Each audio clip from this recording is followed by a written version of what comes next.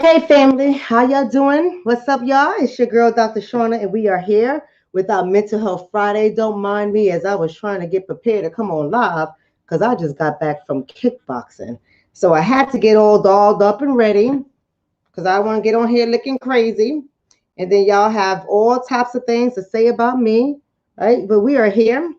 We're going to have this conversation about a whole bunch of stuff. So many of you guys know we have our little housekeeping to do, and then we can go ahead and get started. First things first, if you are on Facebook, I need you guys to share this video.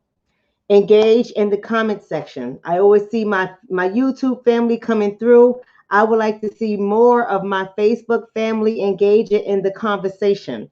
I know you guys are on. Hey, Hanaya. Thank you so much, Hanaya, for engaging. I know you guys are watching because the views let me know you're watching, but I need you guys to be active in the conversation. Don't worry about it. My YouTube family is the best, but they're also nice, right? And you just got to just take a stab at it and be active. Share the video. Like the page.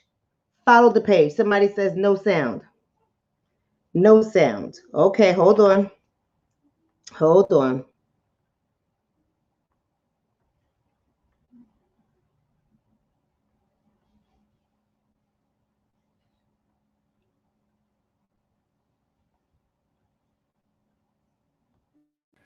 How about now? Do we have a sound now? Here we go. All right. We got a sound. So let me try this again. I apologize. I want to say good evening to everyone. We are about to get this conversation started. But before we get started, what is important for us to do is to share the video.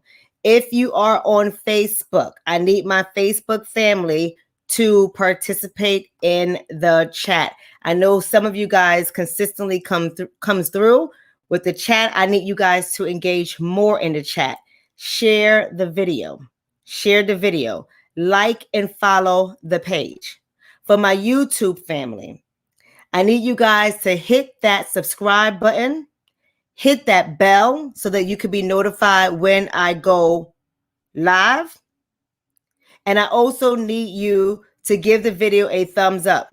I know my YouTube family, I don't have to tell you guys to engage in a chat because you guys do that successfully. We're going to have a great conversation, but before we go ahead and get started, I see somebody saying there's no sound on Facebook. So for my Facebook family, do you guys have sound?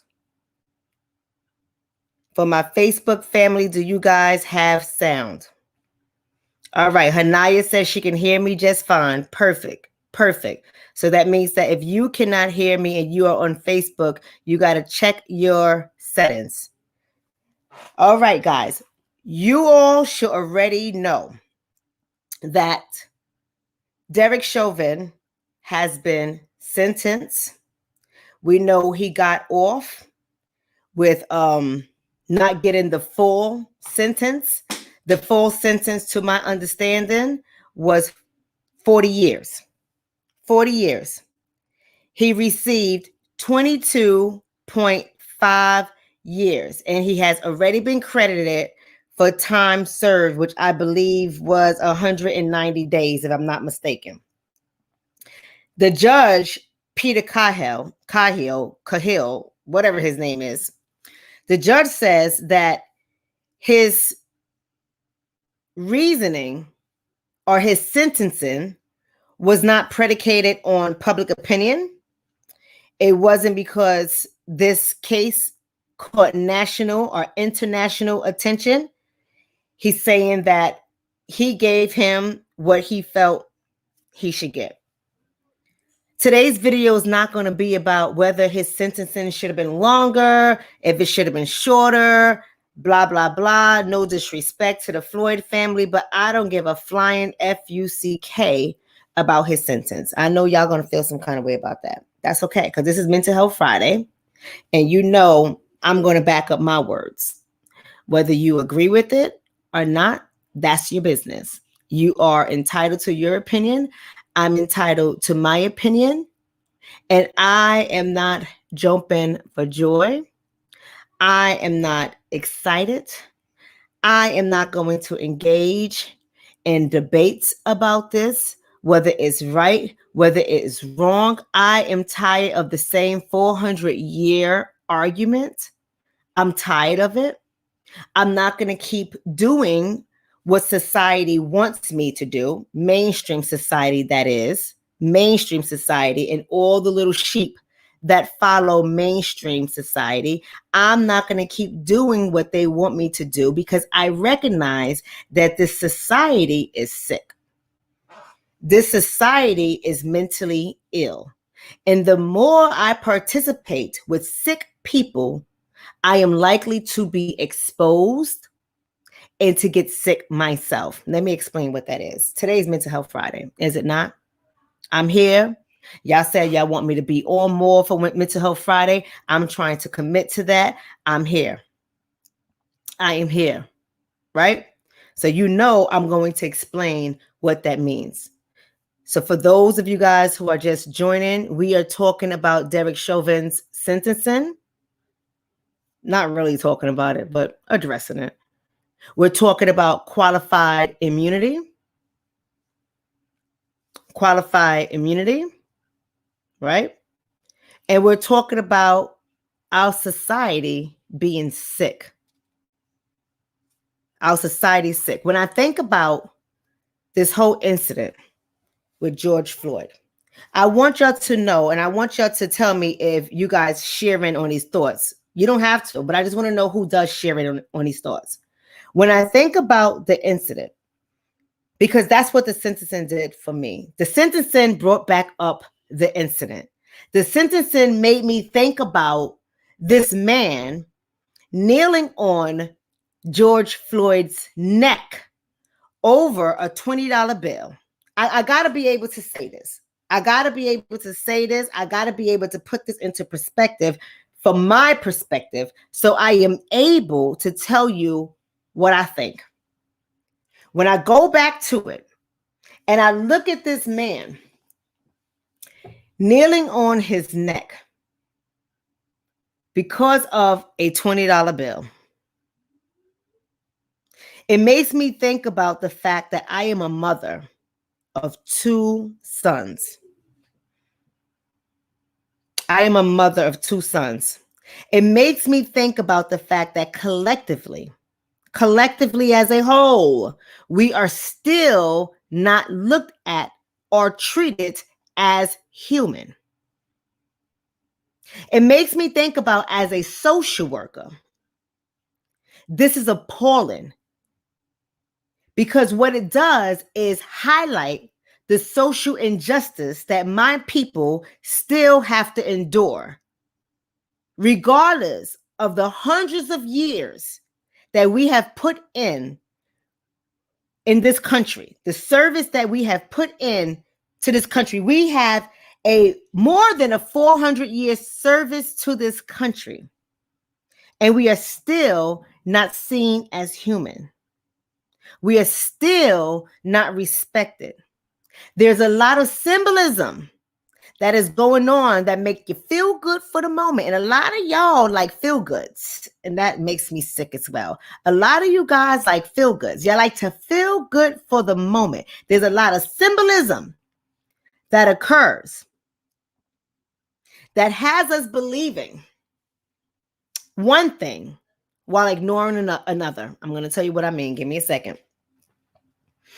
When I think about this incident, it also highlights for me that this is not a training issue in the police department, in law enforcement, in the justice system. This is not a training issue, because that dialogue is so, what can I say about that dialogue? Can y'all hear me fine?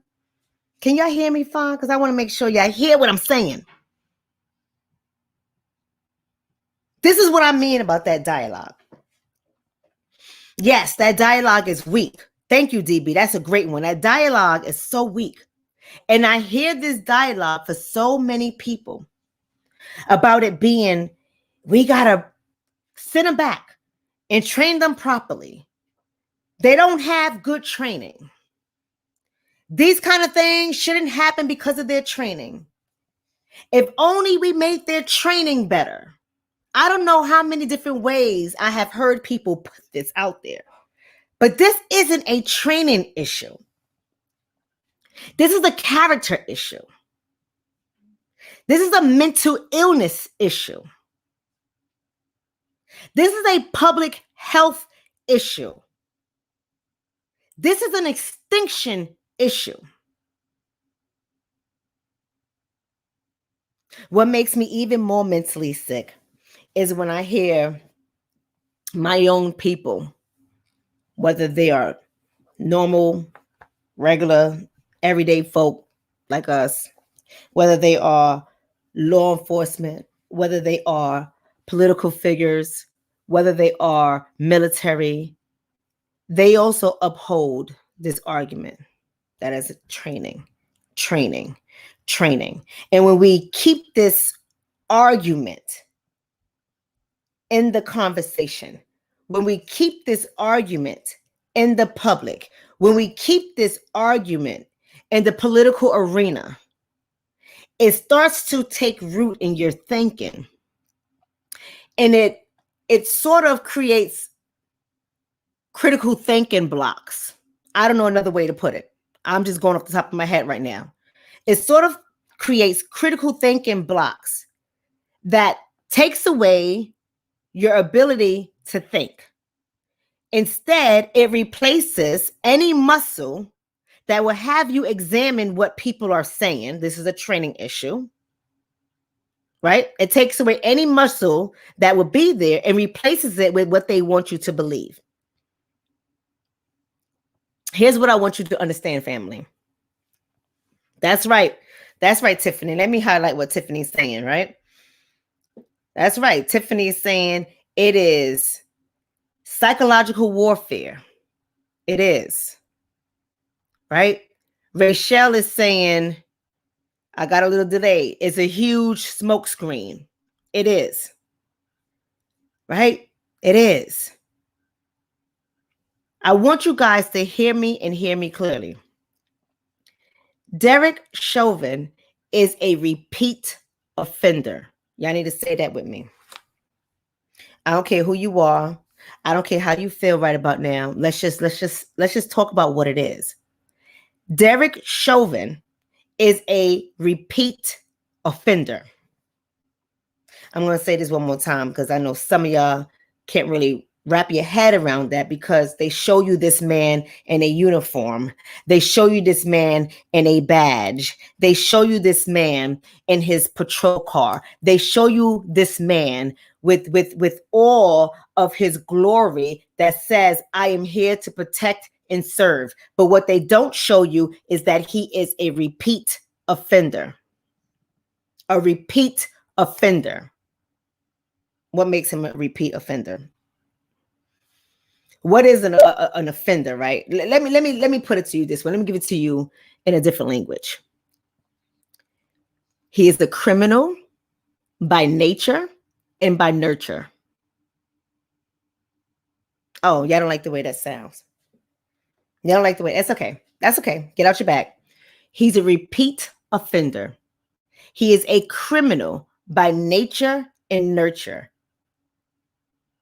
If we change his face and we change his color and we took off his uniform, and he did that to George Floyd, his history would have been immediately a part of the conversation. His history would have been highlighted with all the acts of violence that he has a history of. His childhood history would have came up in there. We would have known anything he has done that says you are an offender. You are a menace. He is a menace. He is an example of pure evilness. He is a criminal by nature and by nurture. He is evil by nature and by nurture. He had 18, if I'm not mistaken, 18 personnel complaints against him for this kind of conduct and behavior. He is a repeat offender. But there's a big deal that they're making about his sentencing. There's a reason why they made this a big deal.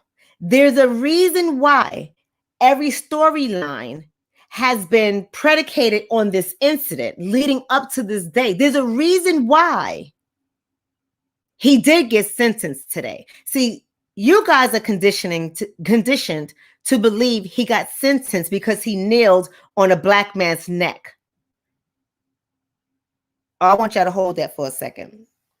Okay, somebody's telling me 19 repeat offenses, 19 personnel complaints, 18, 19. If it was 2, it was too many. Right? You guys are all made to believe that him kneeling on this black man's neck is the reason why he was sentenced to 22 and a half years in prison. This is what the conditioning in the media has you to believe. This is why they show the image over and over again. This don't have nothing to do with that. His sentences is symbolic and strategic. Y'all need to write that down because I need y'all to know. His sentencing is symbolic and is strategic. It is added on to your mental illness. It will do nothing for black men, but for some reason, people are excited that he's been sentenced to 22 and a half years. It will do nothing for black men. It will do nothing for black men. It will do nothing for black men. Y'all got that? Or do y'all need me to say it one more time? It is symbolic. It is strategic. It will not stop heinous acts. These acts will still occur. People will still be murdered. People will still be beaten. People will still be accused for crimes they did not commit. People will still serve time for crimes they did not commit. People will still be harassed. People will still be racially profiled. People still will be bullied by law enforcement. Violations of human rights will still occur. His sentencing will not stop that. Local and state police departments will still continue to cover up their unethical and their inhumane tactics. They still will turn off their body cameras. They still will falsify and doctor reports. They still will lie for each other. Qualified immunity, we're going to talk about that. Qualified immunity will still remain in place. There might be some minor adjustments to it, but qualified immunity will still exist. That's not going to change anything. That's another trick bag, another symbolic gesture, a strategic tactic that they're selling you. But I hear so many people having this conversation. I see so many people excited about this. And when I ask them why are they excited, they're really not able to tell me why. When I ask them what does qualified immunity mean to you, they're able to give me the gist of it, but they really don't unpack it. They really don't think about it through a critical lens. They're just regurgitating what they hear from media. We become so excited over symbolism. And we become excited over symbolism because our society is ill. And we, as a community, we are affected even more than anybody else. We are sick. Some people got a cold. We got the flu. Some people got the flu. We got pneumonia. We are sick. And every time we take on their belief system, our community gets sicker. Y'all don't know what I'm talking about. Y'all don't know what I'm talking about. Let me go on. Let me take a break for a second because y'all don't know what I'm talking about. Let me take a break for a second. I need y'all to ask me questions if you don't know what I'm talking about. If you need me to break anything down, I need y'all to put the questions in the chat because some of y'all done lost it. Some of you don't see how we're getting sick. Some of you guys don't understand that every time we take on their language and their narrative and their belief system, we get sick. Every time we adopt what they want us to care about, we get sick. Every time we put one of them first and our people last, we get sick. Every time we turn around and we wait for the law to change, we get sick. Every time we don't hold them accountable, we get sick. Every time we don't question things or think critically, we get sick. We become excited over symbolism, but that's sickness. That's sickness. We're excited. Why? What are the reasons we are excited? Why do we get so excited over symbolism? I need for you guys to tell me in the chat, why do we get so excited for symbolism? Why do we not expect things to happen that will help us? And why do we not make it happen when we're not given what we need? Why do we love symbolism? Somebody said, Angela said, damn brainwashed. Somebody says we're not learning, and that's why we stay losing. Somebody else says symbolism is all we think we deserve. Somebody said we weak.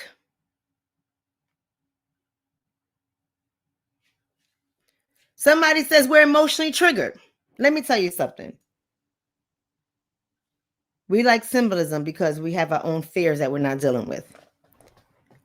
We have our own fears that we're not dealing with. Whenever you tell certain folks, come on, we're going to have an honest conversation. We're going to have an honest conversation. Don't y'all get in your feelings. Let's sit back. Let's think about it for a second. I want you guys to think about when you have had conversations with members of your family of how they got to start doing things differently, how they got to stick together, how they got to stand up and fight, how they got to say no, how they got to protect themselves, how they got to advocate for yourselves. What kind of pushback do you get? Are people like, yeah, let's start meeting every Sunday. We're going to meet at Big Mama's house. We're going to talk about this. We're going to strategize for our families. Anybody responding like that? Instead, what are they saying? I need y'all to tell me because I don't want y'all to think I don't know what's happening in your families. Somebody said people run away. When we start talking about it, people run away. Somebody else says they shy away. Come on, y'all. Wake up. This is not my family. I'm asking you about your family. Don't worry, my family do the same thing. Somebody else said, let's pray. Somebody else said, they tell you think too much. And these are the same people that is telling you all of this that's excited about symbolism. They tell you it's getting better. Give it some time. We've been giving it time for 400 years, and we're still being told that it's getting better. Give it some time. It's because we fear standing up for ourselves. We fear taking clear, definitive steps to protect ourselves. We fear putting mother freakers in their place. We fear telling our employers to kiss our black asses. We fear doing certain things. We fear being different. We fear stepping outside of the norm. We fear questioning the status quo. We fear having our own opinion.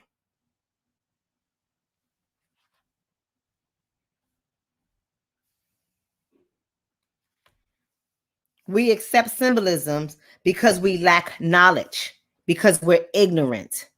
And when you call somebody ignorant, they get in their bag, they get in their feelings. But if you don't have the knowledge, if you're not knowledgeable of your history, if you don't understand the political arena, if you don't understand what's happening here, if you don't understand the effects of symbolism, you're ignorant.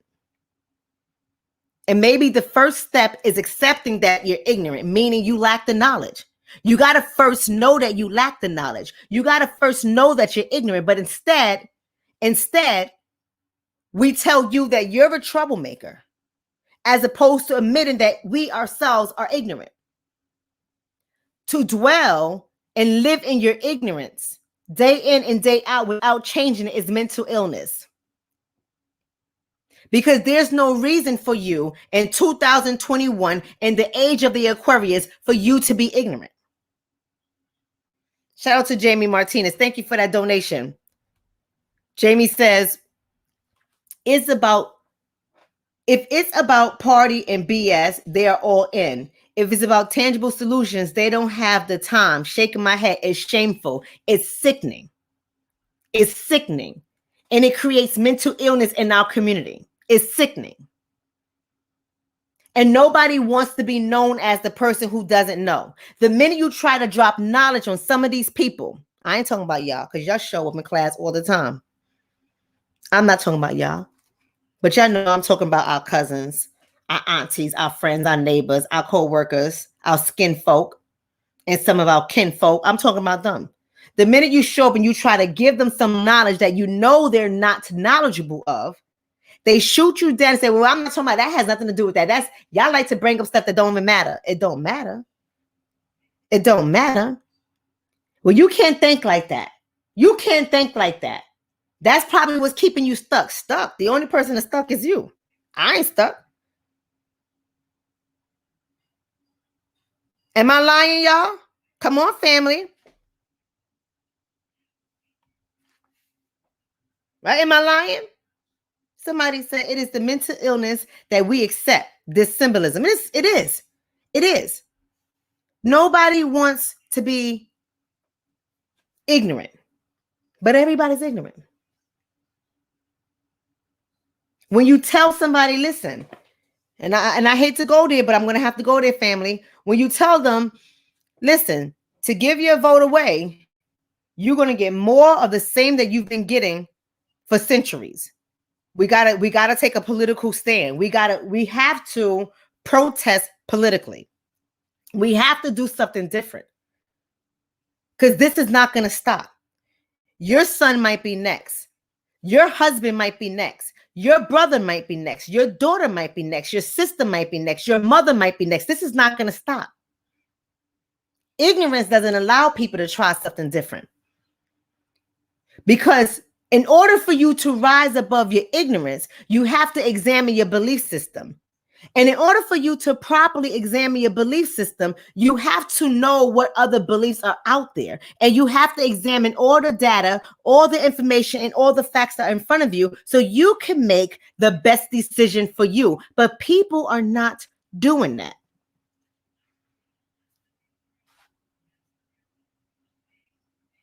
And a lot of us entertain conflicts of interest. We get into these spaces where we put other people in front of us because we think that we're going to get something on the back end. So in return, we don't advocate for ourselves. In return, we don't stick up for one another. In return, we don't strategically spend our dollars within our community. What community? What community? But y'all know what I mean. I have to stop and think about that one for a second. But y'all know what I mean. We don't do it because we have so many conflict of interests. We're fighting for everybody else, but we're not fighting for ourselves, and don't even realizing that the symbolism that got you programmed, that got you with the battery in the back, is working against you. The symbolism is not accepted by everybody. The symbolism for our community has not become the norm for everybody. The symbolism only speaks to our community. The symbolism is not enforced for other communities to adopt. Only our community. However, everyone else's symbolism is forced on everyone else to adopt. Did y'all hear what I said? We are mentally ill. Y'all didn't hear me, so I'm going to say it again. The symbolism that they are giving us. What are some of the symbolism? Y'all need y'all to put it out there. Put it out there in the chat. What is some of the symbolism that they have given us that they want us to adopt? I need y'all to put it out there in the chat because we're going to go about it. We're going to talk about it. Tell me some of the symbolism, family. Come on now. Don't be quiet in the chat. We in class. We're in class. It's not for you to be quiet tonight. Juneteenth. Thank you. Juneteenth is a symbolism. What else, y'all? Come on. Come on. All right. Come on. We already said Juneteenth. Come on, people. I need y'all to wake up. I need y'all to wake up. This is serious. Because if you can't answer it, then you can't fight it. Kamala Harris. Great. Give me some more of y'all. Martin Luther King Day. Great. Give me some more, y'all. That is Tulsa. Thank you, y'all. Give me some more. Easter ain't got shit to do with us. Whoever said Easter, no disrespect, but Easter ain't got shit to do with us. Black History Month. Thank you so much, y'all. Chucks and Pearls. Thank you so much, y'all. Black Lives Matter. Thank you so much, y'all. Come on, y'all. Civil rights. That's right. Symbolism. Because it's benefiting everybody else but us. The Floyd statues. George Floyd statue. Obama. There you go, y'all. There you go. Skinny models ain't got shit to do with us. If our mind is that sick that we go for skinny models, that's on you. We're talking about collectively as a community. Collectively as a community. Right, there you go. Vote or die. Our ancestors died for us. Symbolism. Symbolism. Integration. Symbolism. But guess what? Every time you participate in any of those things you just named, you have created a conflict of interest for yourself. Sit on that for a second. Sit on that for a second. Anytime you go by, you live by, you uphold any of those things you just named, you created a conflict of interest for yourself. And that conflict of interest plays a critical role in keeping you to be quiet. It keeps you from standing up for yourself. It keeps you from fighting back. Because in one breath, they tell you the world is changing. Once upon a time, Juneteenth wasn't recognized as a national holiday. And then you have it. The world is changing. Once upon a time, you couldn't sit in the front of a bus, and now you can. The world is changing. Once upon a time, you couldn't live in white neighborhoods, and now you can, allegedly. So it's a conflict of interest. It starts to make you internally fight with yourself. You start to believe what they're telling you because all the symbolic acts that they have given you. But when you walk into a store, you're still discriminated against.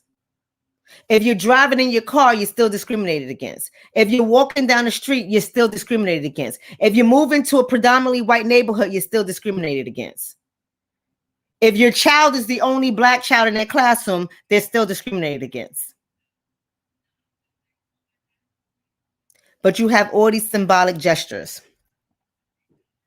All these symbolic gestures that keeps you paralyzed, that immobilizes you, that keeps you confused. It disables you. It causes you not to hold other people accountable. It creates our delusions. Y'all know delusions is a mental illness, right? Y'all know delusions is about mental illness, not mental health. It's about mental illness. Shout out to Ramsey. No, I didn't see the trailer for the movie called Karen. I did not. Right? You got to understand this. When you accept symbolism and you accept symbolic acts, that doesn't allow for society to properly address the issues that we're facing. Accepting symbolism, listen to what I'm saying, accepting symbolic acts keeps society from addressing the real issues. Society is not properly addressing racial animosity, but they will have you believe they are when they're putting Black Lives Matter on a platform. Make sense what I'm saying? It's symbolic. It doesn't mean anything. It keeps them from having to really have true, honest dialogue.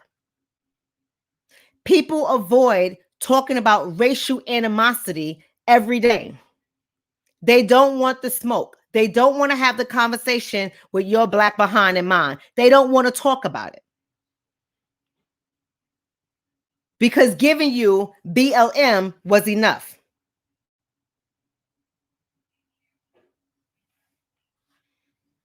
When you accept symbolism, it doesn't allow society to properly address class animosity. Oh, make no mistake. Make no mistake, class animosity is real. It doesn't. Instead, they'll give you a stimulus check, symbolic acts. Instead, they're going to give you the child tax credit spread out over 12 months as monthly payments, symbolic acts. But it doesn't address class animosity. It doesn't address issues like what's that restaurant? Y'all heard about that restaurant, right? That they imposed $100 minimum per person or some nonsense like that. It was $100 minimum per person. That is an example of class animosity. Do y'all remember that? I hope y'all remember that. See, when we're not engaging in this kind of dialogue, when we're not holding entities and people and communities responsible for stuff like this, it will continue. And it will have devastating effects on us for generations to come. Do you want your children to repeat what you're going through? Do you want your children to still lack wealth? Do you want your children to still have to fight for their rights? Do you want your children to still be eating crumbs off the floor because everybody else ate the food that was set aside for them?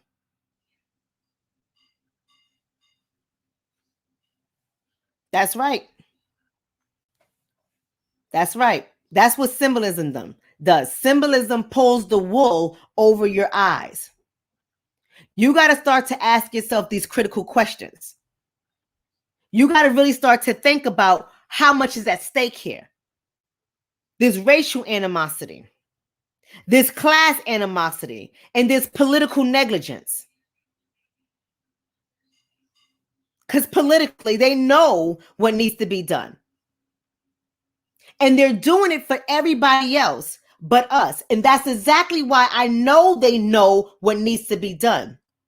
But as long as they give you all these symbolic gestures and you paste them on your body as a billboard, you post them on your social media sites as a billboard, they're telling you how to think and how to act and not to ask any questions, because the feedback is, well, we gave you Juneteenth. We gave you Black History Month. We gave you Martin Luther King Day.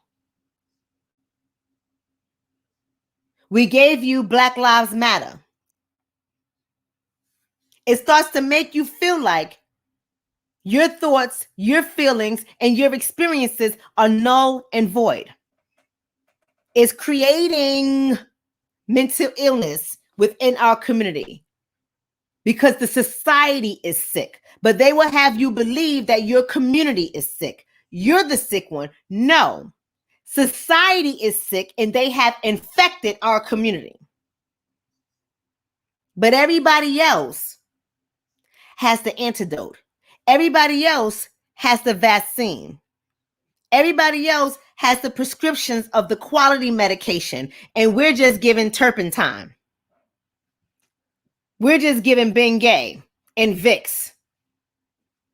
We're giving ginger ale and told to pray.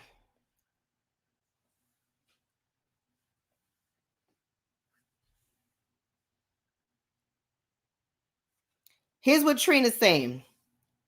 Let's talk to Trina for a second, y'all. I'm going to try to make sense of some of the English. Not being funny, but I'm serious. They wool not on their eyes. They wool, I guess, is the wool is not covering their eyes. These ninjas, and we know what the ninjas are, do not care. And lazy as fuck. Unless it is for the white man or self. I'm not sure I fully comprehend what you are saying. But I'm going to pretend I can comprehend that.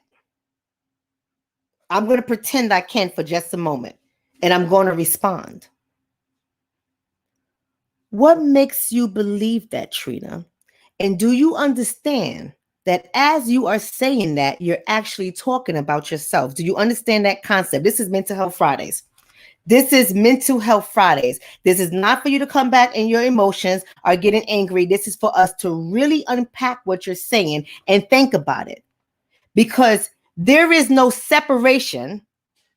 There is no separation of the ninjas from you. See, you think they got you believing through symbolism that there is a separation between you and the ninjas. That is called class animosity. You have become an example of class animosity, and they have you thinking that you are in a different class.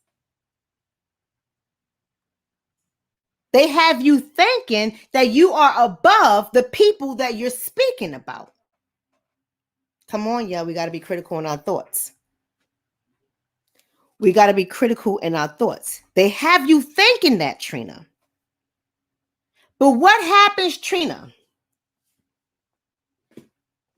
when you do all that you can do and you still get pennies on a dollar in comparison to everybody else, not just the white man and the white woman, not just the white man and the white woman, everybody else is benefiting from what should be going to you. Let's put your pay out there, whatever you live on. This is a class issue here. This is class animosity. It's hostility. That's what it is. You think because you may have a paycheck today that you are not like the ninjas you're referring to. Let me ask you, Trina. Answer wisely. Answer wisely. How much wealth do you have? Not income wealth. How much wealth do you have? Not income wealth. I trust that you know the difference. Shout out to Black to Power. Thank you for that donation. I trust that you know the difference. How much wealth do you have? Not income, but wealth.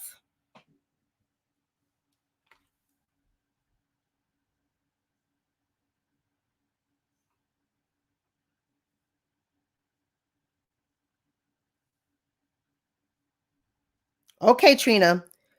She says, I have mad social wealth.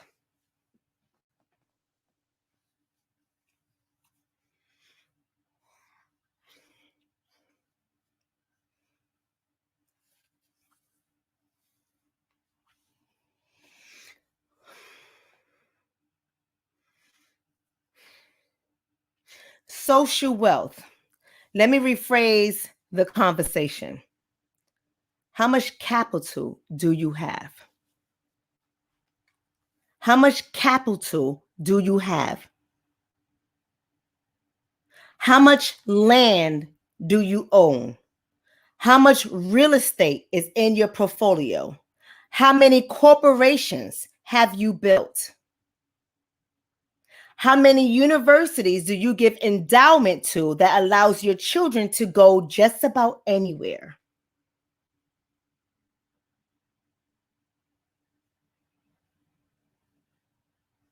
Let's not be funny. Here we go. Here we go. Here we go. We're going to learn today. Scorpio girl, now you know Scorpio girl, I love you. You know we talk all the time, Scorpio girl. So I need you to put the emotions to the side for just a second. Because this is part of our conversation. This is part of our conversation is a teachable moment. A teachable moment of what symbolism does to us. Wealth can be education. Knowledge is power.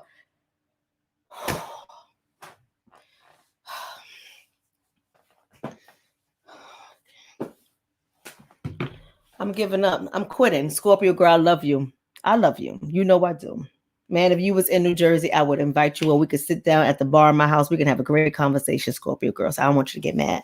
But this is a teachable moment. This is a teachable moment. Do you know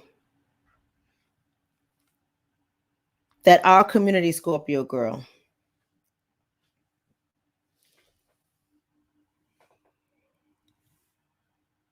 our community is one of the most educated communities in the United States of America. Do you know that? Yet we are the bottom when it comes to wealth. We have a lot of fancy degrees and a lot of college loan debt. And the debt alone doesn't allow us to build wealth. Do you know, Scorpio girl, we are some highly educated beings in our community. Don't believe the hype. Don't believe the propaganda. Don't believe the symbolism. We are very educated people in our community. What has that education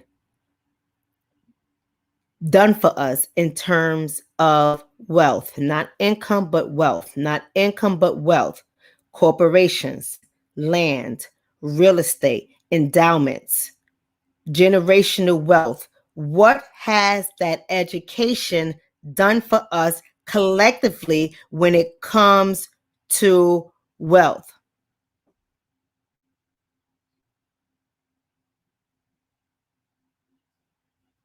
Okay, here we go. Here we go. We're going to stop doing this. We're going to stop doing this.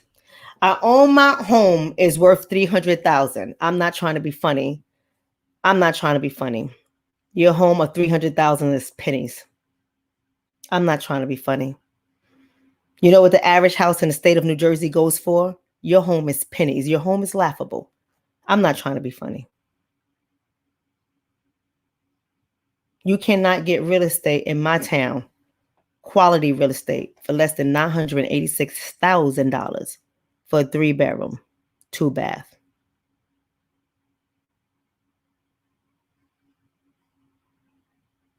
We got to stop this.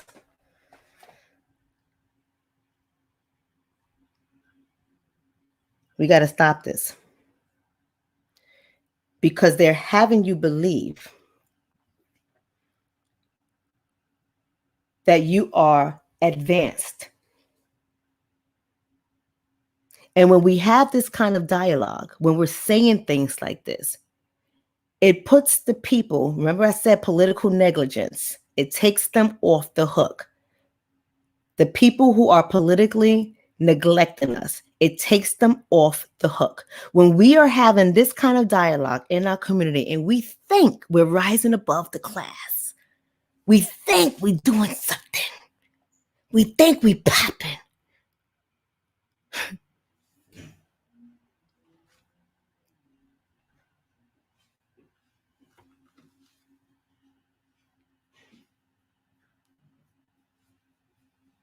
It doesn't hold people accountable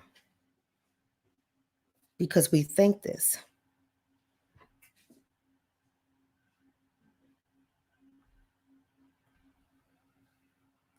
And we buy expensive things and don't hold value.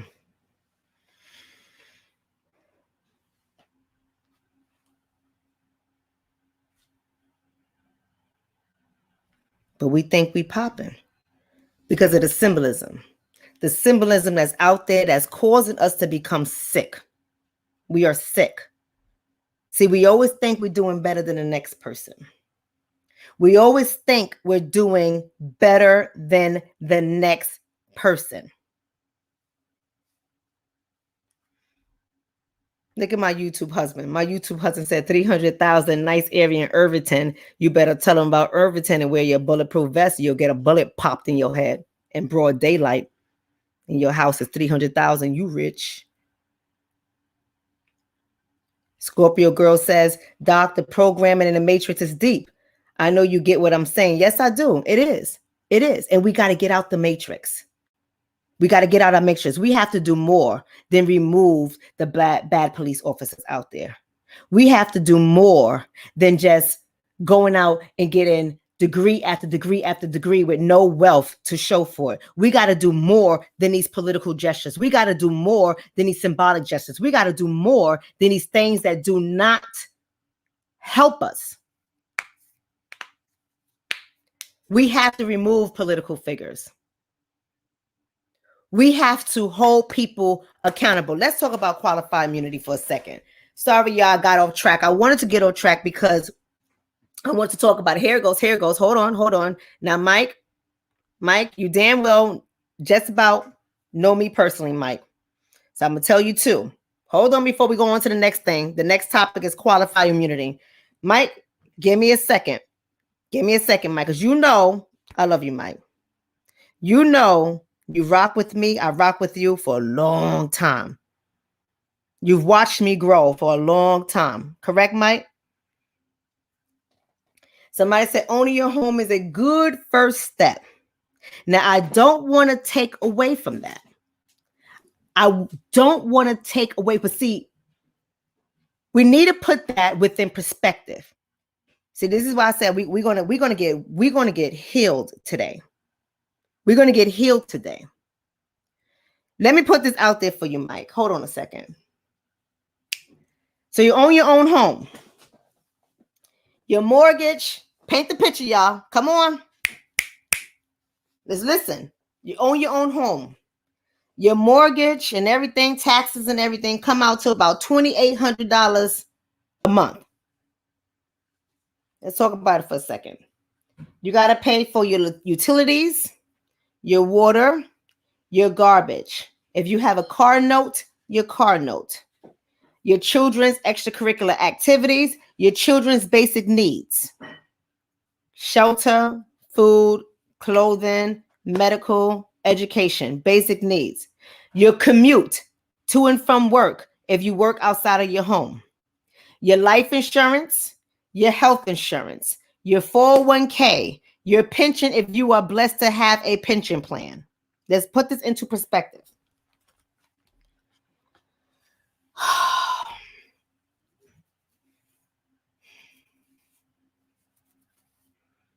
After taxes, you're bringing home roughly $5,500 a month. After taxes. Do the math. Do the math, family. Do the math. Your mortgage is almost $3,000. So you have a little bit more than $2,500. You got $2,700. Like I said, you got all these other expenses. Your gas, your tolls, your food,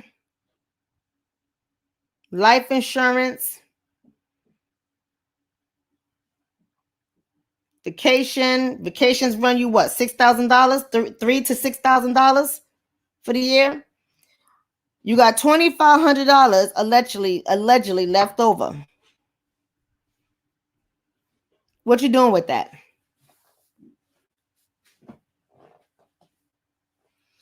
What are you doing with that? I'm not trying to be funny. What are you doing with that? I'm not trying to be funny. How many of you guys save at least 50% of your income? Can you? Let me ask that question differently. Can you save 50% of your income?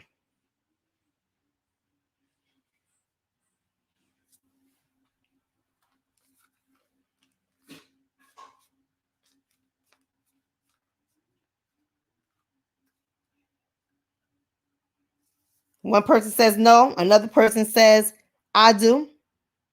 Somebody else says no with multiple O's.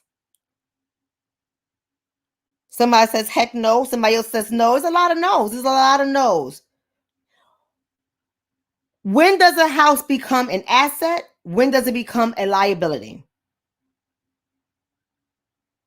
Somebody says I saved 20%. The answer was 50%, so yours is a no. Jennifer says yes, but the next person says no. The next person says yes. So the next question is, because we're gonna wake up. We're gonna wake up. We're gonna wake up. We're gonna stop doing this. See, to keep our community sick is to strip them of education. It is we're not talking about just history, right? We're talking about stripping people of financial education. The question is, when does your house become an asset? When does your house become a liability? Thank you, BK Best-Eye. Assets equal tenants. One True Self says when you rent it. When you rent out your house, it becomes an asset. It's bringing in money.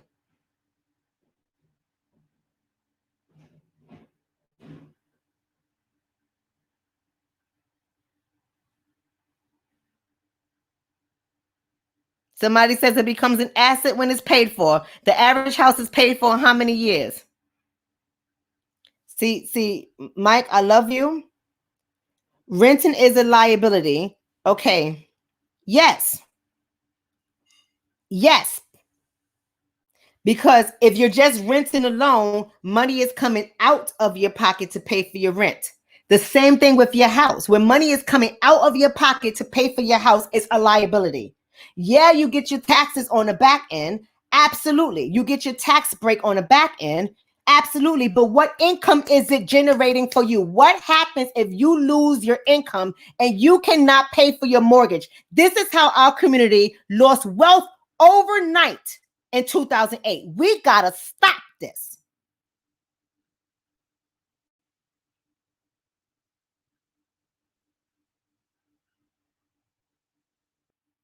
If you do not have multiple streams of income and your one income is the source of, okay, I'm gonna get you on this too. I'm gonna get you on this too because I'm ready for you, Mike. You know me. I'm ready for you. You also have equity, doctor. You do have equity, but answer my question. If your one income is your sole source of paying for that house and you have a 30-year mortgage and your equity in your home, let's say your equity, I'm gonna say your equity is 100 grand.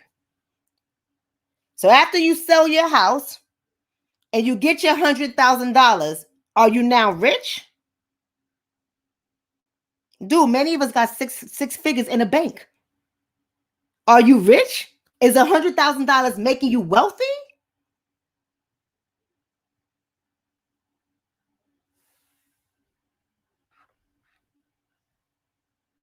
I don't want you to think I'm telling you that owning a home is a bad thing. I'm trying to change your mindset and have you look at it differently. If you're not growing your money, you're losing money. $100,000 ain't gonna make you wealthy. Because if you sell your home and your takeaway is $100,000, your takeaway is $200,000, where you going with that?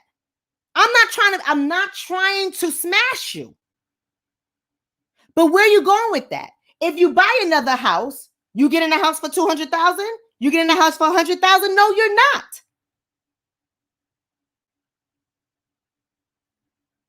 No, you're not. So you're gonna gain $200,000, go buy another house. Maybe you lucky. Maybe you downsizing. You don't need a 3-bedroom, 4-bedroom anymore. You get yourself a 2-bedroom, and now your 2-bedroom costs $300,000. So you just got a capital gain of $200,000, and you take that $200,000 and you put another house, and now you got to pay a mortgage on $100,000. And you hopefully that $300,000 house goes up as well. But you making all these small flips for $100,000, $75,000, $200,000. Do you know you need, in order for you to live comfortably, at least the last time I checked, it may have went up, but at least $1 million to retire?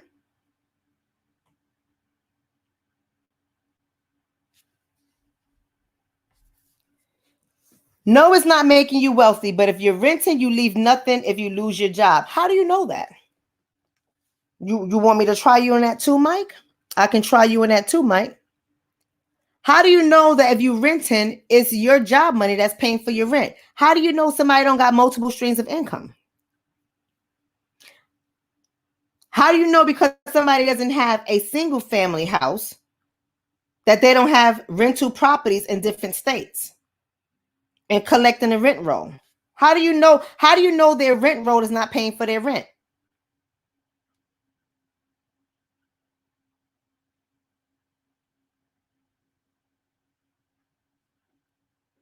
How do you know that?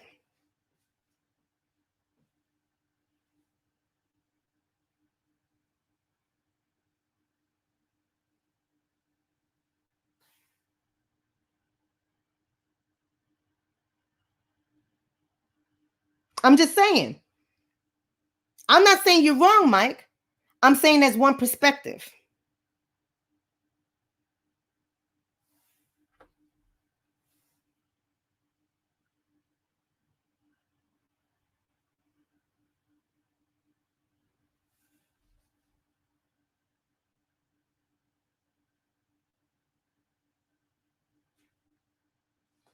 I'm just saying.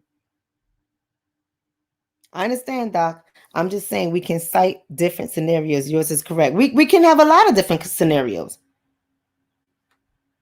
We can have a lot of different, and only thing I'm saying, and I'm not saying you're wrong. I didn't say that you were wrong. I'm telling you, we was having a conversation about assets versus liabilities. And just to say if you own your home alone, that's not necessarily to say it as an asset. Because if it's taking money out of your pocket and there's no other security on it, if you lose your job now, you're forced to sell just to get $100,000, $200,000. Yeah, it's nice. It's a come up, right? But you got a 30-year mortgage on it. And houses now like $500,000. So your $200,000 ain't gonna do nothing.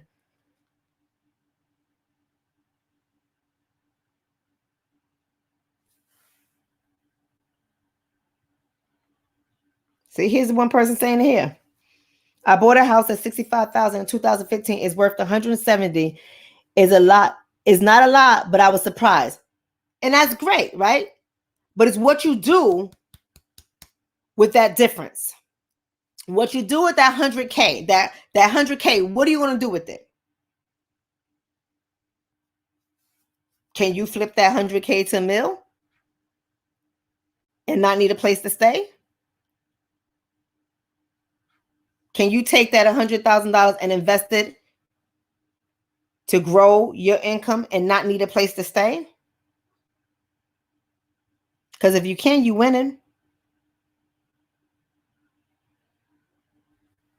And let's go on to qualified immunity. Was that okay, family? I know we went off for a little bit, but was that okay? The only thing I want y'all to do is just elevate your thinking. I'm not saying any of you guys are wrong. I'm saying to elevate your thinking. Right here, somebody said, this is beautiful right here. Somebody said, I just saw it. Talking about you can't live in white areas. You still can't afford. Here it goes. You still can't live in white neighborhoods peacefully. You can't even afford to live in some of them areas either. Red line is still there. Just changed its face. The only thing you still do is drive by these communities and you say, oh, that's nice. And the minimum house is $1 million. And you say, oh, that's nice. I would sure love to live in something like that. That is so nice. Ooh, you see, one day I'm going to get there. 65 years later, you saying the same damn thing. Keeping your ass out. Keeping your ass out. But you think you got wealth. Your wealth is laughable. It's not wealth, it's income. You know how you build wealth with real estate? Let me tell you. Because I know half of you Negroes ain't doing this. I'm going to tell you something. You know how you build wealth in real estate? Is when you transfer it over to your children and they transfer it over to their children and they transfer it over to their children. That's how white people build their wealth. See, y'all all thinking, ooh, my house got equity. You shouldn't be thinking that way. Because what you going to do? Borrow against it? If you ain't investing it, you're losing it. You're going to borrow against your equity and be in debt still? Come on now. We got to think. Stop buying into all the symbolism. They're giving you a small piece of information. Oh, you could buy a house now. You got FHA loan. You can get a house now. Ooh, you can get a piece of the American pie. You're doing so well now. Look at that. That's so nice. You can buy a house.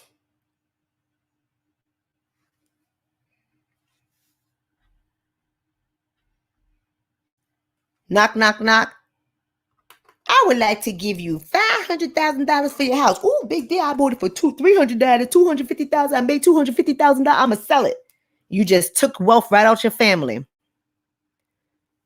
Your kids ain't got nothing now. Your grandchildren ain't got nothing now. Symbolism.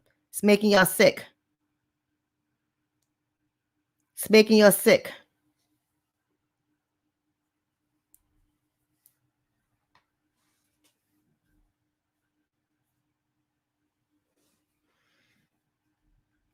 A YouTube husband says, facts. I knew a white dude. His aunt left him a house.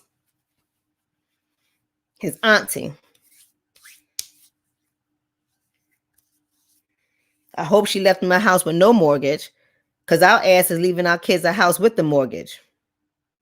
We're calling it wealth.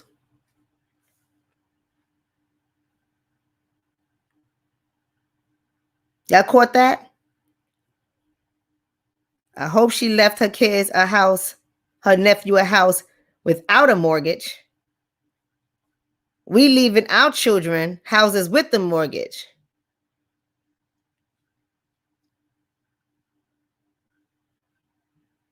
And for those of us that are leaving our children a house without a mortgage, we leaving them a house that's so damn beat up. Children don't want to even do it anymore. So they're selling it. And overnight, your wealth is being taken from your family because we're mentally sick.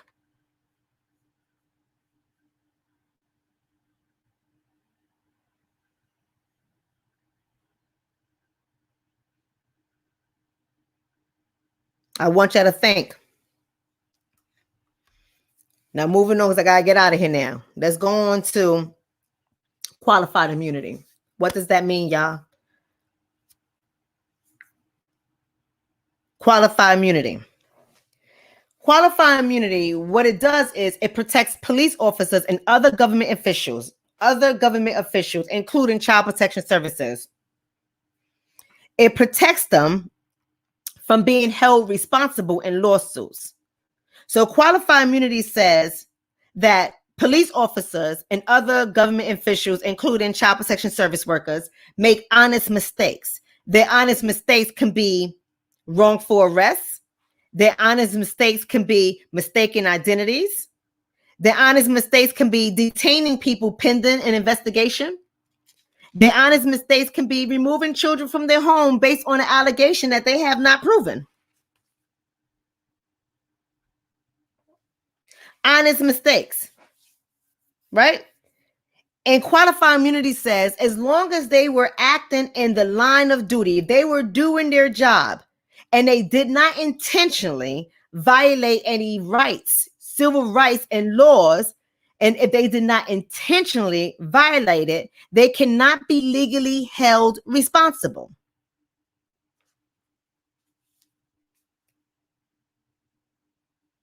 Qualified immunity. So the conversation is we have to remove qualified immunity. This is Mental Health Fridays. We're talking about symbolism and how it's making our community sick. And there's a lot of conversation around qualified immunity. There's a lot of discussion around qualified immunity. And they're saying remove it. Police officers should be held accountable because they have been violating the rights of Black citizens, poor citizens. They have been violating the rights of brown citizens. That's what they say, right? This is the argument. It's the argument out there. See, even with removing qualified immunity, family, you still got to be able to prove that your rights were intentionally violated. And in order for you to prove that your rights were intentionally violated, there has to be legal precedent. That means there has to be court cases that have already occurred where the judge found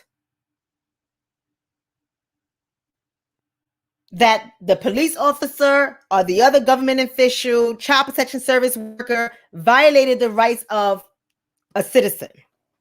You got to be able to prove it. So there's got to be court cases there that says, yes, this was a violation of rights in order for you to independently sue that government official, including police officers.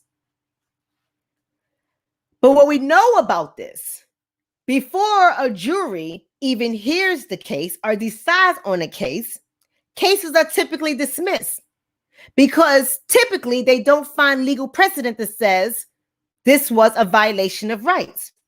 So on one hand, some people, particularly the liberals, are saying remove qualified immunity because we have to hold these police officers responsible and accountable. Symbolism. Hear me when I say it.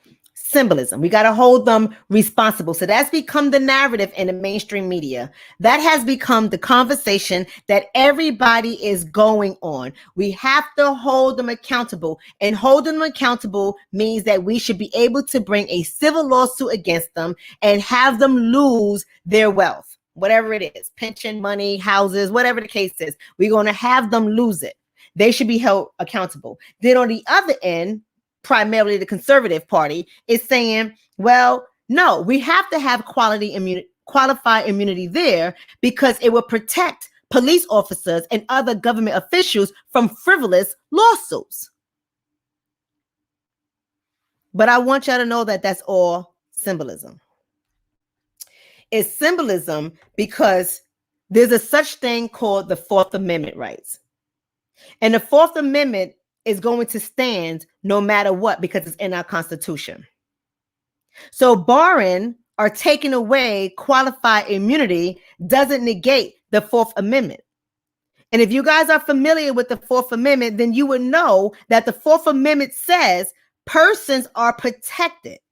So citizens, the people, we the people, are protected against unreasonable searches, seizures, and arrests. Unreasonable.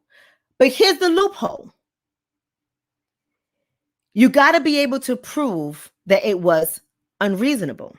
So we can bar qualified immunity. We can take it away. But the onus is still on us to prove that this search, seizure, arrest, blah, blah, blah, was unreasonable. That it wasn't necessary. And here's how the mental illness comes in. It sends us on a wild goose chase. Wild goose chase and tactics of illusions. That's how we're getting sick. Our community is on a wild goose chase. What is the right way to do this? How are we going to do? We're going to take away this. We're going to use Black people as the symbol of it. We're going to say, oh, it's an injustice here. They're being beat up by the police officers, but we're not really going to address the racial animosity that we receive every day from our workplaces, our neighborhoods, our school system, our health system. We're not going to address any of that stuff. We're just going to talk about the police officers. We're going to focus on the police officers. That's all we're going to do. We're going to say, this is what we need to do. This is where we need to address these issues, but we're not going to talk about racism in America because racism in America doesn't exist. America is not racist. Isn't that what Kamala and what's that guy's name? Didn't they say that America is not racist? So we're not going to address racial animosity. It's an illusion.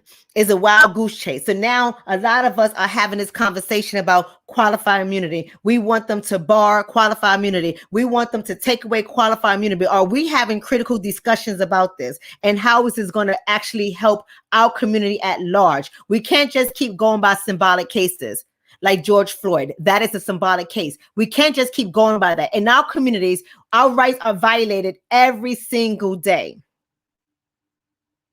Every single day, our rights are violated. Taking away qualified immunity is not going to stop that. Taking away qualified immunity is not going to bring us justice. Because the Fourth Amendment says you have to prove that it was unreasonable.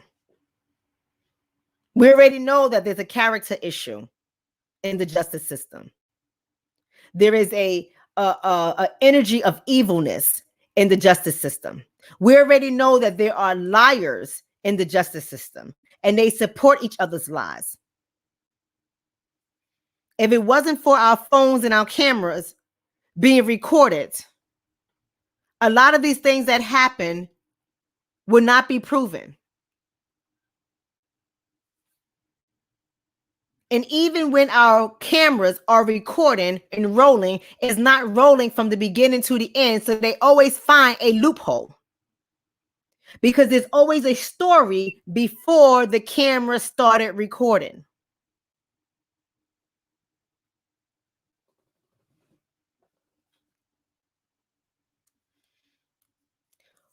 There's so many illusions out there. Symbolic illusions that are making our society mentally sick. We already named some of them. We have Black Lives Matter as a symbolic illusion. We have the George Floyd police reform.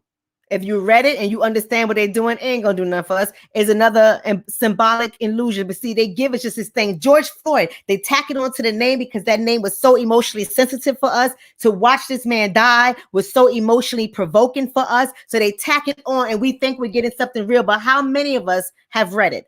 How many of us has examined it? How many of us has seen just small little tweaks have changed, but it really doesn't do anything to address the evilness in the justice system? It doesn't do anything to protect us as a community. How many of us are aware of what it says? Or are we just going by symbolism? Are we just so excited because we like, oh yeah, police reform, but we don't know what the hell it says. Yes, get rid of qualified immunity. But we don't know what the law says and how the law works when it comes to legal precedent. We don't understand that language. We don't have that knowledge. And what did I say is making us sick?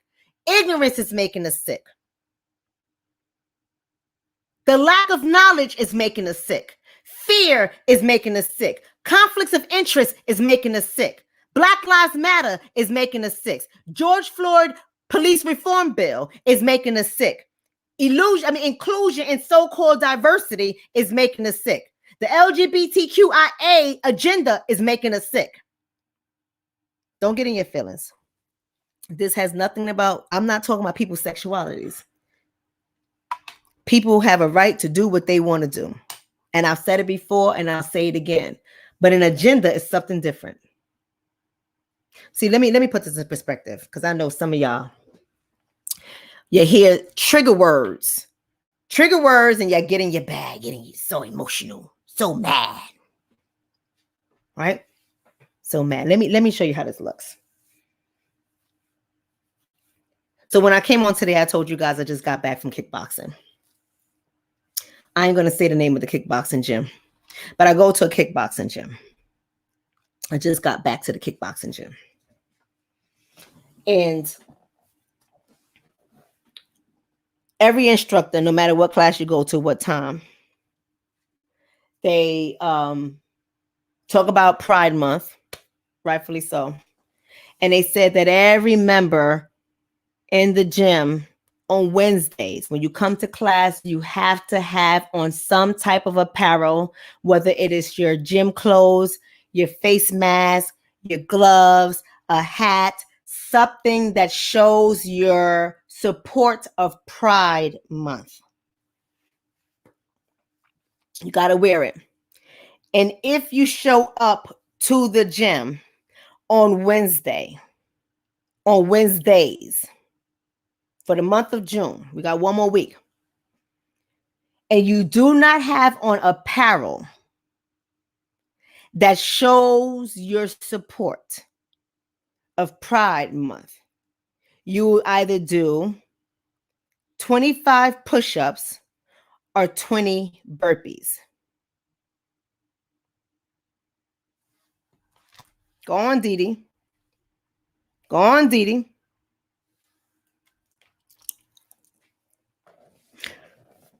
Juneteenth was in the month of June. They did not say, if you don't show up with apparel to acknowledge the history of Black Americans in our country, you will do 25 push-ups or 20 burpees.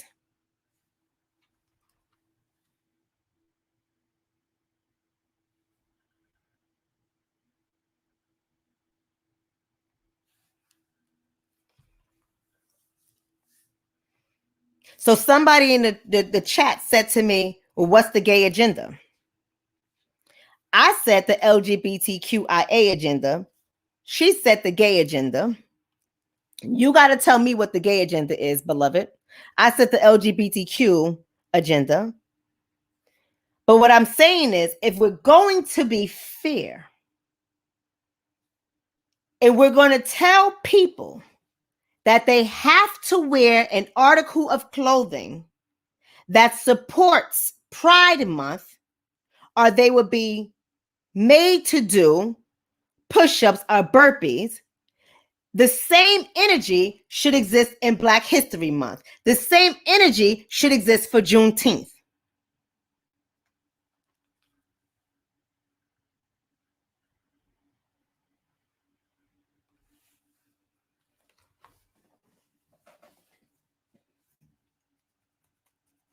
See, if you don't understand symbolism, and if you don't understand the dangers of it, you cannot protect yourself from sickness.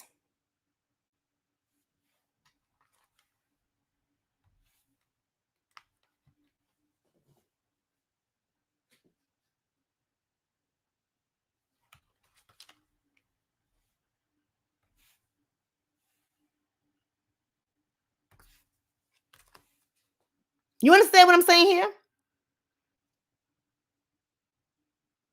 There's nothing wrong with being proud and supportive of Pride Month.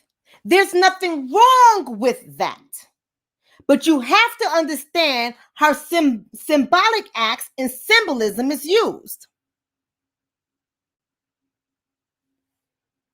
It's either you give it the same intensity for both, or you keep your mouth shut.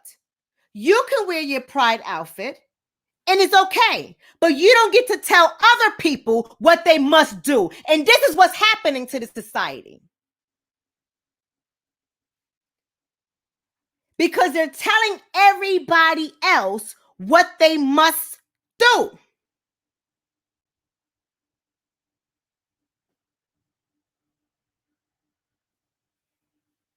If you are a Black person and you understand that BLM is not for you.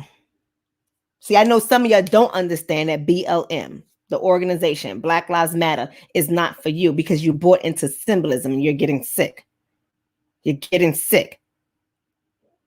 So if you are a Black person and you understand that BLM is not for you and you speak out against BLM, what happens to you? What's happening to you if you speak out?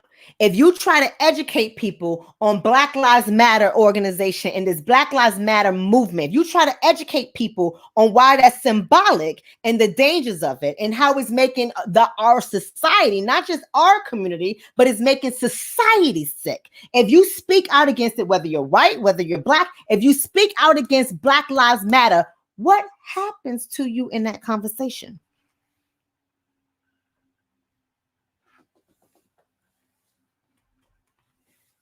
What happens? Thank you. Shamika says you get attacked. You get attacked. People unfriend you. Your family starts talking to you. You're shamed. You're ridiculed. You're outcasted. You're blackballed.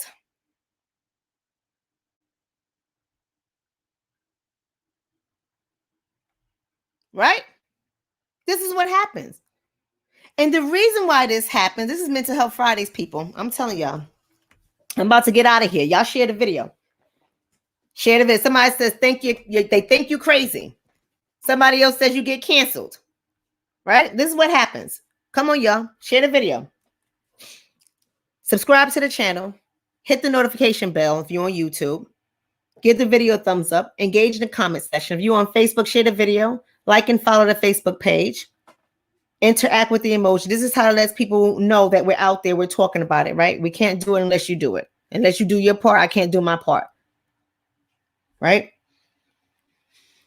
But as I was saying, if you talk out against anything, if you talk out against Black Lives Matter, if you talk out against the symbolism of the George Floyd police reform bill, if you talk out against this so-called inclusion and diversity, if you talk out against that, if you talk out against LGBTQIA agenda, not the actual people choosing their sexuality, they are permitted and allowed to do that. We're not talking about that. Y'all got to get out of your emotions. We're not talking about that. There's an agenda here. And when we try to segue the conversation, or we try to become argumentative because we don't like what's being said, as opposed to examining what is happening here, we're not able to see how it's conditioning your mindset. People are getting into fights. Shout out to James for that donation. Thank you for that. People are getting into fights. They get into arguments. Shout out to Mia. Thank you for that. Because people are not able to see beyond their conditioning and their control. You have to understand that no one is allowed to challenge the belief system. No one is allowed to challenge the mainstream agenda. What is happening when you look at TV, people? Wake up. What is happening when you look at television with these commercials now? What is happening? But people say, what agenda? People say, what agenda? What is happening when you look at television? When you look at these commercials? What is happening? You're not allowed to talk about the agendas that's out there. You're not allowed to challenge the belief systems of the mainstream society or the mainstream agendas that are out there. You're not allowed to talk about it. You got to understand that once you speak out against it, once you talk about the agenda and how it is harming our society, of how they're pushing things on us, including Black Lives Matter, including the LGBTQ agenda, including this so-called barring of qualified immunity, when they pushing all this stuff on us, the Asian hate crime bill, when they're pushing all of this on us, I'm not saying that people should not be protected, but you have to understand, in order to push this agenda, some people are not going to be protected. And if you cannot critically see that, I'm going to need you to sit down and do some education. Start reading. Stop watching TV. Stop listening to music and start reading. There is an explicit value judgment. There is an explicit, meaning it's outward. It's not inward. It's outward, explicit. There is an explicit value judgment on anyone who challenges the current social agendas that are out there. If you challenge it, a value judgment is placed on you. You are not normal. You are abnormal. You got a problem. You are the reason why society is this way. Now, I want you to know it's true that what's normal changes over time. What's normal changes over time. However, this is Mental Health Fridays. Our illnesses comes from the norm. Listen to what I'm saying, family. Our illness, our mental illness in our community, including our society at large, our community within society and society at large, because society at large is sick. I told you, society at large got infected and they passed on their disease to us. This is where your illnesses is coming from. The norm, what's normal now? what's right now. The norm is being dictated by a select few. And the select few are those in powers, including corporations. The norm is being dictated. Corporations, pharmaceutical companies, Bill Gates, the really wealthy, the eugenics, the people, the eugenicists, they're all redefining what normal is. And they're creating a lot of propaganda to support and push what the new normal is. And if you do not adopt it, you are abnormal and you are the problem. You are the menace and you are to be dealt with. But do they give that same energy for the things that matter, such as reparations, such as healthcare reform, such as systematic poverty,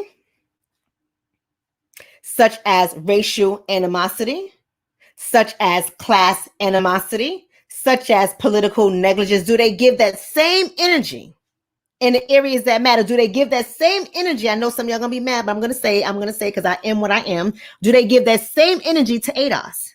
Do they give that same energy to American descendants of slavery? Do they give that same energy to us? Are people made to do push-ups and burpees when they don't show up in support of Black lives? Are people ridiculed and punished when they disrespect Black lives?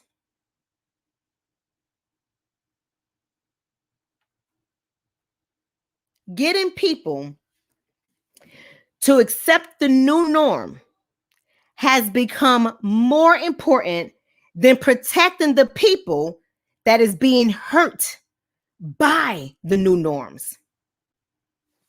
Did y'all catch that? Did y'all catch that? See, you got to understand when you're sick, you walking around in support of all your causes that don't have shit to do with you. This is Black media. I know some of y'all in your feelings. That's okay. This is Black media. This is not Black Lives Matter media. Black Lives Matter can kiss my black ass. This is Black media. This is educating and uplifting the Black community. And those, I know this is going to make some of you mad, but it is what it is. And I'm going to say it. And those who are connected to the Black community because they have Black children. I know y'all don't like that. And I don't care. Telling you the truth.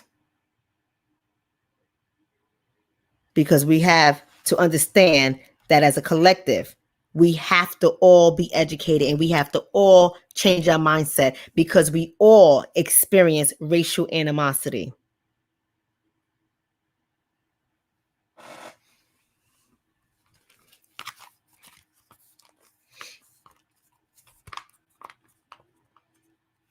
When you try to force people to accept the new norm and you antagonize them, you pathologize them, you punish them, you isolate them, you criticize them, you demean them, you single them out.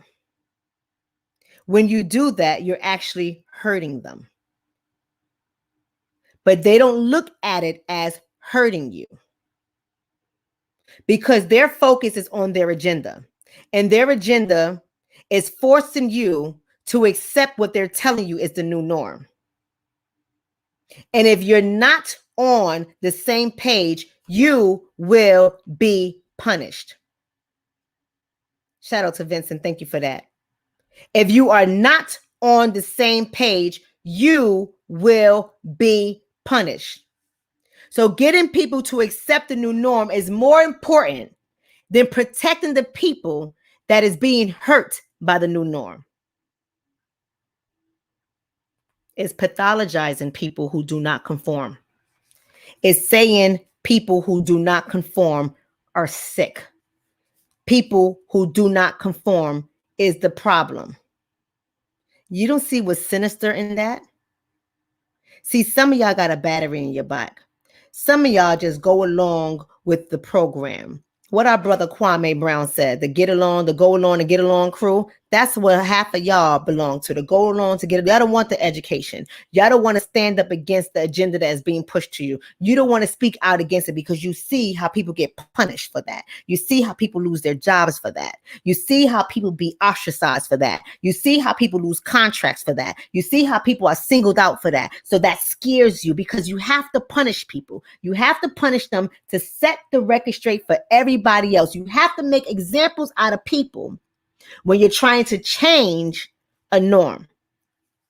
And when you have power, you are able to push an agenda and get it backed. And anyone who does not go along with it is a menace that needs to be dealt with. Pathologizing people. They're telling you you're crazy. Your belief systems are poisonous and toxic. You're not allowed to speak about your belief systems, but people can call us niggas. And there's no law, no anti-defamation law to protect us from it. But you can't criticize some other people who got anti-defamation laws against them. You can't dare say anything to other people who are protected. You can't say nothing to anybody else that has laws that have been signed, even if it's by executive order, that protect them against slurs, racial attacks, hate crimes, but not us. Not us. Do as you please with us, because Black Lives Matter is all symbolic. Don't mean nothing. Ain't gonna get you nothing. Ain't gonna get no laws to protect you, but you promote it. You know what that is? You know what your mental illness is? You're delusional. Got a lot of delusional people out here.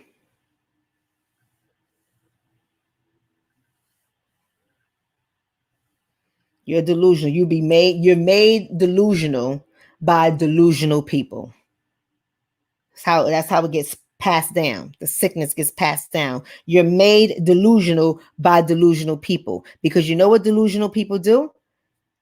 Delusional people are the ones that constantly deceive the public by creating a world of symbols. They're constantly deceiving the public by creating a world of symbols, all while pushing a new agenda, all while pushing a new norm. And you guys are all mesmerized by the symbols that you wear on your shirt, the symbols that you put in your house windows, your apartment windows, the symbols that you wear in your face, the symbols that you see on television, the symbols that you're seeing in schools, and none of them addresses our community. That's right, Knight Rider. Knight Rider said the anti-Black agenda is real, or the anti-Black hate is very real. Miss Melanated says everybody has legal protection but ADOS. Shout out to Junior Coleman. Thank you for that donation. I got nothing but love for you too.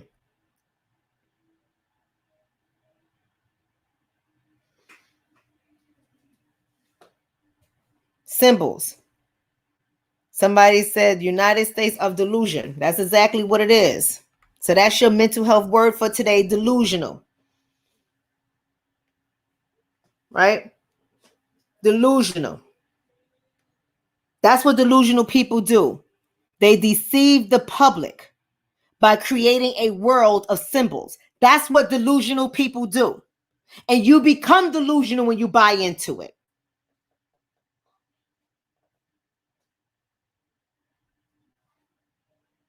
Little Soldier Boy says we should be a protected class of people. Reparation is just a pipe dream. It will never happen without all-out war. But we're not a protected class of people. Everybody else is protected but us. Everybody else has a law on the books protecting them but us. But you guys are buying into these agendas because you don't want to be the odd man out. You don't want to become pathologized. So you rather walk around like a Stepford wife or a Stepford husband and just do what's said and smile and act like everything's good. When they tell you guys to show up at work and put in your proud colors, you're going to show up at work and you're going to put in your proud colors, but they don't tell your asses to show up at work and put on a Black Lives Matter shirt. Come on now.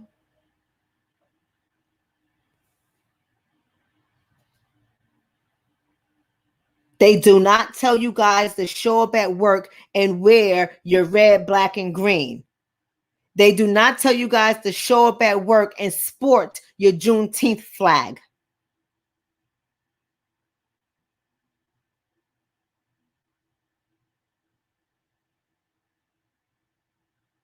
See, you can't get in your feelings. We just addressing what's obvious. This is not to down somebody else. It's just addressing what justice looks like. I want you to catch that. It's just addressing what justice looks like.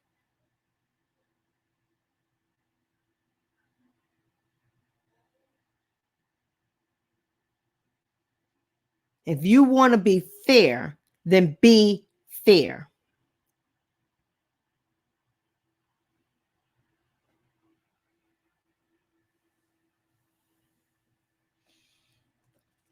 Family, I want you to know we have class tomorrow, ladies. The Iris group is tomorrow, ladies. Thank you for all the new members that have signed up. You already know the class has been fired. Fire, fire, fire, fire, fire. Teaching you guys how to manage your relationship so we can get better. Teaching you how to understand your man so you can show up and speak his language. Teaching you how to hone in on your understanding of relationships and how to truly get your needs met. So I'll see all you ladies in class tomorrow. For those of you guys who are not following me on Instagram, I suggest you go over there. It's all about relationships. It's not revolutionary. It's not radical, but it is bold. And we have deep conversations and we have real conversations. So I want y'all to go over to Instagram. Show me some love over there as well.